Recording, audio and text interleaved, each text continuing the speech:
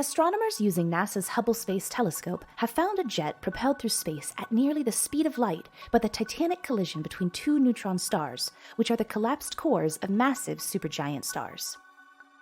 The explosive event observed on August 17, 2017, was the first combined detection of gravitational waves and gamma radiation from the merger of binary neutron stars.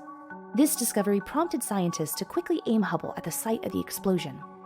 A total of 70 observatories around the globe and in space collectively gathered data across the electromagnetic spectrum of the merger's aftermath to pinpoint the explosion site 130 million light-years away. The data suggests the blast shock waves traveled along a narrow beam confined by powerful magnetic fields. The resulting jet smashed into and swept up material in the surrounding interstellar medium. This material included a mass radiation through which the jet emerged. As the jet moved away from the site of the explosion, the mass moved outward.